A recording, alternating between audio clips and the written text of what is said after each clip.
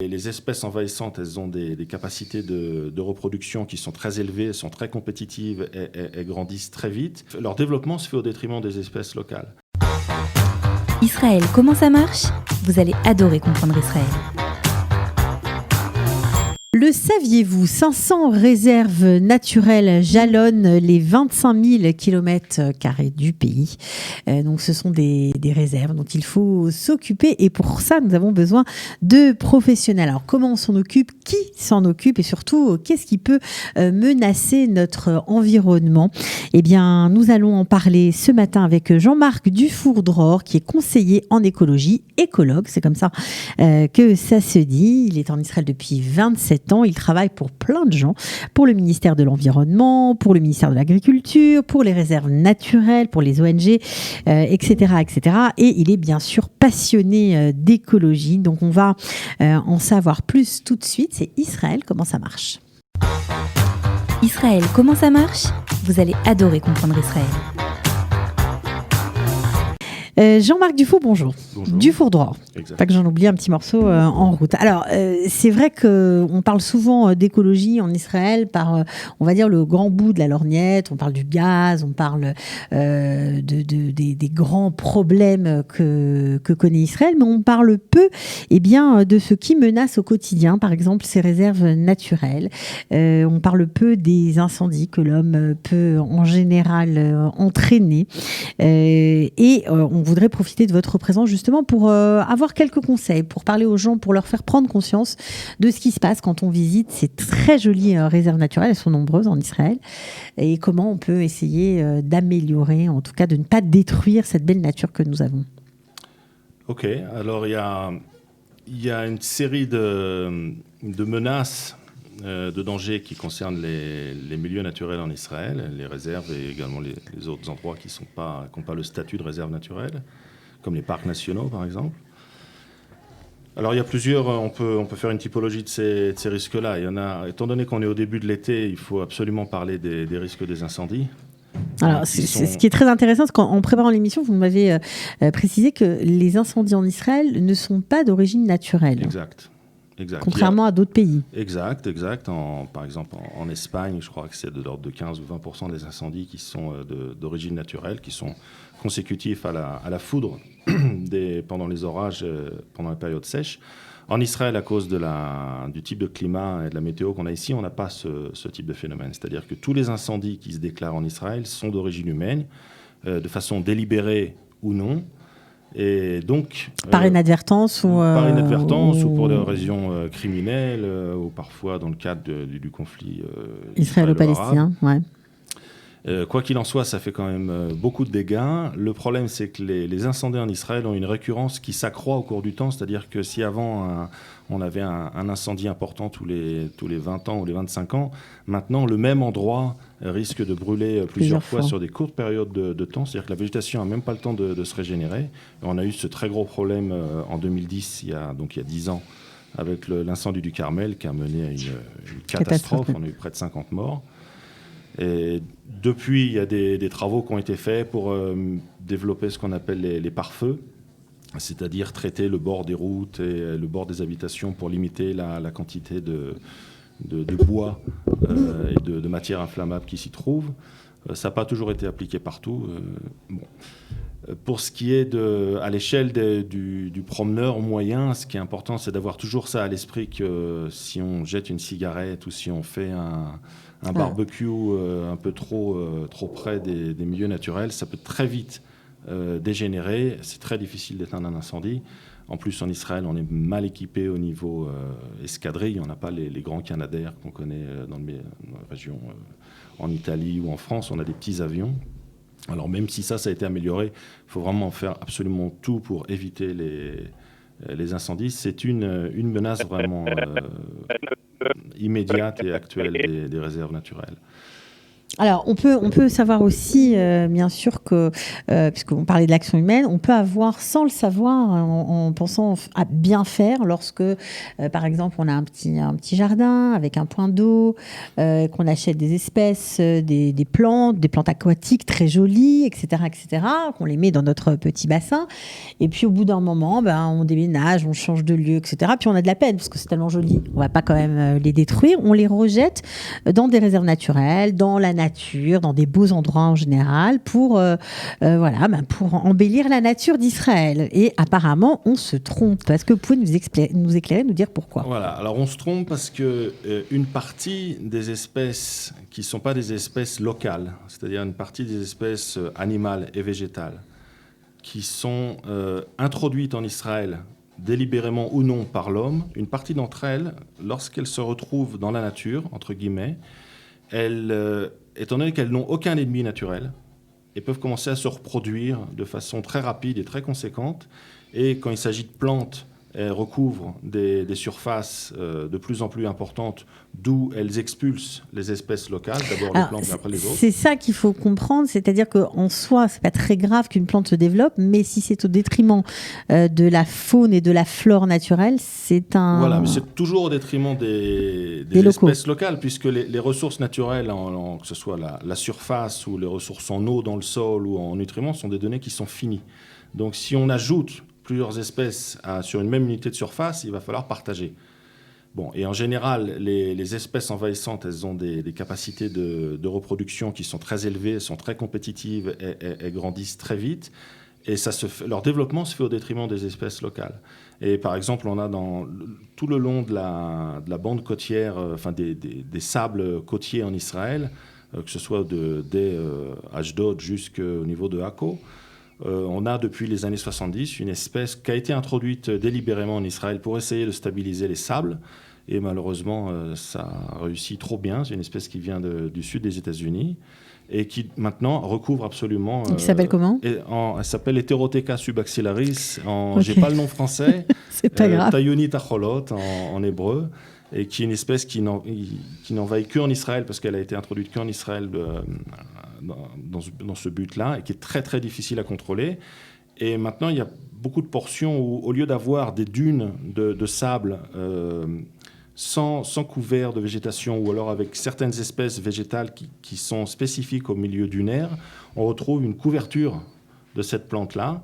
Et donc, les espèces de plantes locales peuvent plus se développer, mais également les espèces animales, celles qui ont besoin de milieux ouverts et sableux, que ce soit pour des reptiles ou les gerboises, par exemple, qui sont des petits rongeurs, voient leur environnement, leur milieu complètement modifié par ces plantes-là. Donc on comprend que ça a un impact énorme. Donc on va y revenir parce qu'il y a beaucoup de choses, beaucoup de plantes envahissantes. En plus, vous êtes un spécialiste, donc on va bien sûr en parler puisque vous venez d'écrire un livre. Vous avez écrit un livre sur justement ces plantes envahissantes. Mais juste avant de continuer sur ce thème, je voudrais revenir un petit peu en arrière parce qu'on a beaucoup parlé, on a parlé des incendies, donc de l'action de l'homme, mais on voit, voilà. En ce moment, tout est un petit peu fermé. Je ne sais pas comment ça se passe avec les réserves naturelles à cause du corona. On a un peu limité les dégâts, on va dire. Mais en général, en été, on en profite pour visiter les parcs nationaux avec ses enfants. Mmh. On en profite pour visiter les réserves naturelles et on fait des dégâts. Alors, exact. Alors, un des dégâts qui est vraiment très, très simple, malheureusement, mais très, très fréquent, c'est tout simplement les détritus et les ordures que les gens jettent et diffusent plus ou moins consciemment lorsqu'ils sont dans les réserves naturelles. On va faire un pique-nique quelque part, il y a toujours une bonne ambiance, etc. On utilise beaucoup de produits qui sont des produits à usage unique, en plastique. Ouais. Ou alors les gens, par exemple, si vous vous promenez, j'ai été il y a 2 jours le long de Nahal Hamoud, une réserve qui est en haut de Galilée orientale, on ne peut pas faire 10 mètres sans trouver des lingettes le long du chemin, parce que les gens se promènent ou bien avec leurs enfants, ou bien... Qu'est-ce que ça a comme conséquence ? Les conséquences, c'est que vous libérez dans le milieu naturel des produits qui ne sont pas biodégradables, ou alors s'ils le sont, il faudra 10 000 ans. Donc ça va prendre un peu de temps. Ça peut avoir des conséquences directes pour la faune, si jamais il y en a qui s'amusent à manger, mais il y a aussi tout simplement un aspect esthétique. Il y a un aspect esthétique et il y a surtout un aspect, je dirais, de respect vis-à-vis du milieu. Les réserves en Israël, il y en a beaucoup, comme vous avez dit, mais enfin, ça reste des réserves qui sont petites, parce qu'on est dans un État qui est tout petit, qui est très très peuplé. Donc c'est important de respecter le milieu, d'abord pour ceux qui ont tout fait pour qu'il existe, et également pour ceux qui viennent après nous. Et donc là, il y a un gros travail d'éducation à faire auprès de absolument tout le monde en Israël, pour comprendre qu'il ne faut rien jeter, même un mégot de cigarette, naturellement à cause du feu, mais même un petit bout de papier ou des lingettes. Il faut encourager les gens à un minimum de rigueur et prendre sa responsabilité. Ouais, ça, c'est un message que vous vouliez faire passer avant l'été, parce que pour vous, c'est très, très, très important. Par exemple, vous allez aujourd'hui à Kinneret, autour du lac de Tibériade. C'est pratiquement impossible de trouver une plage où il n'y a pas plein de détritus un peu partout. Et c'est vraiment, moi ça me fait mal au cœur, quoi. C'est dommage. Parce que le pays est tout petit, et très rapidement, si on jette des détritus, ça se concentre dans l'espace, ça se voit, et c'est dommage. C'est vraiment dommage. Donc ça, il faut vraiment encourager les gens à toujours avoir dans votre voiture des sacs poubelles. Ça, c'est important. Avoir avec vous des petits sacs en plastique que vous avez dans votre sac quand vous allez vous promener. Et si jamais il y a un gamin qui a besoin de se moucher ou je ne sais pas quoi, on remet tout dans le sac en plastique, on sort de la réserve et on met ça dans une poubelle avec un couvercle.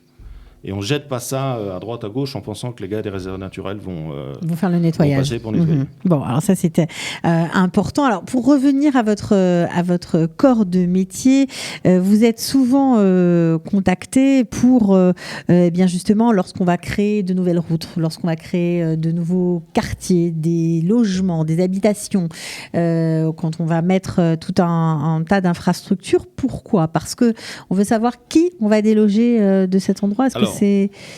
Expliquez-nous un petit peu. Alors d'abord parce que c'est la loi. Et D'accord, que la loi en Israël suppose qu'à partir du moment où vous construisez une habitation, un quartier, une ville, une route ou un aéroport ou n'importe quoi, vous êtes obligé de faire une étude d'impact. C'est-à-dire que vous êtes obligé d'expliquer, en l'occurrence là, à l'État, quelles vont être les conséquences sur les ressources naturelles, sur l'environnement, sur les milieux naturels du projet que vous êtes en train de développer. C'est-à-dire que si on veut, par exemple, élargir une route, quelles vont être les conséquences sur la faune et la flore ?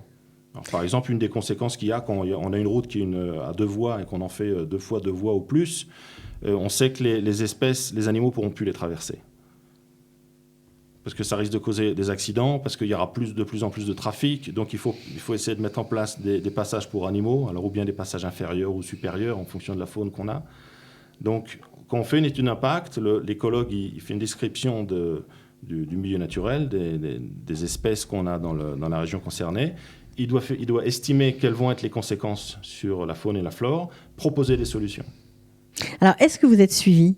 Parce que, évidemment, j'imagine que ça a des impacts économiques et ça ne fait pas toujours plaisir, les conseils de l'écologue. Quand il y a un projet qui est géré comme ça, qui est mis en place, qu'on développe, qu'on met en place, on arrive devant une commission dans laquelle il y a des représentants du ministère de l'Intérieur, il y a des représentants de Tsahal, il y a un écologue, il y a des représentants des activités économiques, etc. Donc la voix de l'écologue, c'est une voix parmi d'autres. Et quand on est dans un pays où il y a des contraintes très importantes au niveau sécuritaire ou lors de l'habitation, parce qu'il y a un manque de logement, par exemple, donc si l'écologue il dit là, il ne faut pas construire parce que vraiment il y a des espèces fantastiques, et qu'en face on lui dit oui, moi il faut bien que je mette mes Israéliens quelque part, donc c'est pas simple. Il y a des cas assez rares où moi je connais un projet récemment qui est tombé pour des raisons écologiques. C'était le projet sur les éoliennes, et c'est très bien que ce projet ait été arrêté parce que c'était vraiment un non-sens, et même un non-sens économique et énergétique. Mais en général, c'est pas qu'on dit là finalement on va pas élargir la route ou on va pas construire à cause des questions écologiques. Mais les recommandations émises par l'écologue, elles sont quand même prises en compte. C'est-à-dire qu'on va construire des passages inférieurs ou supérieurs pour les animaux. On va essayer de transplanter des espèces rares. Mais c'est important que vous nous expliquiez cette phase-là, parce que en Israël, on a l'impression que le ministère de l'Environnement, tout ça, c'est pas tellement important, que ça n'a aucun poids, aucune incidence. C'est pas le ministère de la Défense, non, on est d'accord. Ça, c'est sûr. quand on voit les grimaces que font les ministres quand on leur annonce qu'ils seront ministres de l'Environnement, malheureusement, ça traduit le peu d'intérêt qu'il y a de la part des politiques pour ce ministère-là, mais c'est un ministère quand même qui existe, qui est je pense, assez bien géré et qui fait des choses qui sont fondamentales. Si on a envie de pouvoir laisser transmettre aux futures générations quelques endroits en Israël où il y a encore des restes de milieux naturels. Et c'est ça le but. Voilà, on a parlé de plein de choses. C'est vrai que c'est un sujet passionnant, mais votre spécialité, c'est les plantes envahissantes, c'est-à-dire comprendre comment des espèces étrangères à notre milieu naturel vont déloger d'autres espèces. Est-ce que vous pouvez nous expliquer, peut-être nous donner quelques cas dans la faune et dans la flore? On va peut-être commencer par la flore, parce que nous, parfois, on peut s'émerveiller d'une beauté de la nature et puis finalement, on se rend compte qu'en fait, c'est une nuisance. Je donnerai 2 exemples. Un par rapport à ce que vous avez dit tout à l'heure avec les petits points d'eau, les aquariums, ouais. etc. Il y a une plante qui s'appelle la laitue d'eau, qui est une plante flottante. Okay. C'est une herbacée qui vient d'Amazonie et qui a été introduite comme plante d'aquarium. Et elle a en plus les vertus de nettoyer l'eau. C'est-à-dire qu'elle fixe les saletés. Les saletés, donc même c'est les métaux, agréable. etc. Okay. C'est très bien. Mais le problème, c'est que cette plante, quand on la met dans des points d'eau en Israël, dans des points d'eau où il n'y a pas de courant, elle recouvre très rapidement toute la surface. Et elle élimine absolument toutes les autres plantes. Elle change le pH de l'eau, elle change la température de l'eau, elle réduit la concentration en oxygène qu'il y a dans l'eau. Donc les batraciens, les poissons qui y vivent, ils ne peuvent plus survivre. Enfin, ça fait un désert biologique absolument terrible. Donc c'est une plante qui est en vente, malheureusement, encore dans les... Donc on peut éviter de l'acheter déjà pour commencer. On peut éviter de l'acheter, mais malheureusement, c'est encore en vente. Donc ça... Et étant donné que c'est une plante aquatique, elle a un rythme de reproduction qui est extrêmement rapide. En quelques semaines, elle peut recouvrir un étang, une surface, un point d'eau quelconque. Mm-hmm. Un autre exemple qui est peut-être l'arbre envahissant le plus connu en Israël, qui s'appelle Acacia saligna, qui est une espèce australienne d'acacia. Alors, quand on voit à l'image cet arbre, il est magnifique.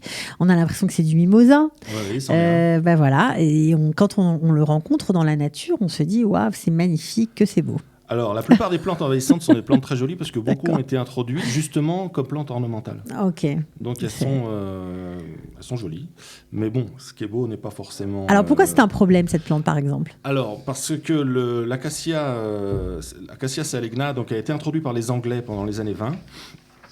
Et jusque dans les années 70, il ne posait pas de problème. Mais on s'est rendu compte au bout d'une cinquantaine d'années qu'il commençait à proliférer dans différents types de milieux, notamment le long de la côte, mais également à l'intérieur des terres, notamment suite à des incendies. Et il crée des formations qui sont complètement fermées, c'est-à-dire avec un taux de couverture de 100%. Et sous cet arbre-là, sous son couvert, il n'y a absolument plus rien. Il ne reste plus d'herbacées, les autres plantes ne peuvent plus survivre, parce qu'il y a un manque de lumière, parce qu'il pompe l'eau qu'il y a dans le sol, parce que dans ces feuilles, il y a des produits chimiques qui empêchent la germination des espèces locales. Donc il expulse absolument toutes les espèces, d'abord de plantes, mais comme les animaux dépendent des plantes, ceux qui se nourrissaient des espèces locales, ils ne peuvent plus se nourrir, donc ils vont ailleurs. Alors, est-ce qu'on lutte contre ça ? Alors oui. Contre l'Acacia saligna et d'autres espèces en Israël, les organismes d'État y travaillent. Ils travaillent maintenant, on va dire, depuis une quinzaine d'années. Ça demande beaucoup d'investissement. Pour traiter ces problèmes-là, il faut quand même du temps. Et malheureusement, il faut des ressources financières qui ne sont pas toujours au rendez-vous. Mais on traite ça Il y a une prise de conscience que c'est compliqué. Oui, ça. La prise de conscience, elle est là. Il y a d'autres espèces qui se posent des problèmes. Mais des fois, il y a en Israël comme ailleurs le souhait qu'on règle le problème très rapidement, comme on dit en hébreu. Ouais, mais c'est pas possible. C'est pas le cas, ça se fait pas très vite, donc il faut du temps, il faut surtout être très régulier dans ce qu'on fait et rigoureux. Et donc il y a encore du boulot. Mais on y travaille pas mal et c'est une plante qui pose des problèmes également en Grèce, qui pose des problèmes dans d'autres pays. Alors comment vous allez y travailler ? Vous allez trouver des pesticides pour les désherber carrément Alors, dans le cas de cet arbre-là, tout ce qui est contrôle mécanique et physique est complètement contre-productif, parce que plus on coupe l'arbre, plus il rejette de souches. D'accord, donc ça marche plus pas. il développe, donc c'est en fait très mauvais. C'est un effet inverse. En Afrique du Sud, ils ont testé deux méthodes de contrôle biologique, l'un avec un champignon qu'ils ont été amenés d'Australie, et puis l'autre avec un arthropode également qu'on a introduit d'Australie, mais ça n'a pas donné les résultats escomptés, c'est-à-dire ça n'a pas permis d'éliminer les plantes. Et pour l'instant, la seule technique qui est efficace, c'est de les traiter de façon chimique, mais de les traiter ce qu'on appelle en application directe, c'est-à-dire pas venir et répandre, pulvériser des herbicides ça marche pas comme ça. Manuellement. Non, parce que ça aurait des dégâts considérables, ça ferait des dégâts considérables. C'est d'aller traiter chaque espèce et de le tuer avec des produits, des herbicides qui eux-mêmes sont conformes aux normes israéliennes et qui ne posent pas de danger. Donc on comprend qu'il faut faire très attention, ne pas amener n'importe quand on voyage. Bon, là pour l'instant on ne voyage plus, mais en tout cas quand on voyage, ramener des herbes, des plantes, même des animaux. Je crois que Israël, alors là on a vu ce problème avec cet arbre-là, mais il y a aussi des oiseaux qui ont été importés, qui sont très beaux. Alors quand on les voit aussi, pareil, on est émerveillé. Je crois qu'on va en avoir un à l'image. Ça s'appelle la perruche à collier. Alors c'est quoi le problème avec ce bel oiseau? On en voit beaucoup à Jérusalem d'ailleurs. Pas seulement à Jérusalem, perruche à collier, il y en a partout. On va dire partout dans la région méditerranéenne du pays. J'en ai pas vu dans le Negev ou dans la. Alors pourquoi c'est un problème? Alors la perruche à collier essentiellement pour deux raisons. La première, elle est directement agricole. Lorsque les perruches à collier arrivent sur une plantation d'amandiers, et elles mangent les amandes et elles font baisser la production d'environ un tiers. 30% de la production des amandes d'Israël diminue à cause d'elles? Pas des amandes d'Israël, des endroits où sont plantés des amandiers, parce qu'elles ne sont pas partout avec la même intensité, mais les mesures ont été faites. C'est beaucoup. On s'est rendu compte que c'est pas beaucoup, c'est critique pour celui qui vit pour ça. l'agriculteur, oui, bien sûr. Il ne peut pas du jour au lendemain lui dire vous avez un tiers de votre récolte en moins, c'est pas possible. Ensuite, les perruches à collier comme le maïna, qui est un oiseau qui chante très bien, que tout le monde connaît. Avant, les gens avaient ça en catch parce que ça chantait bien. Puis bon, un jour, ils les ont lâchés et le maïna se développe partout.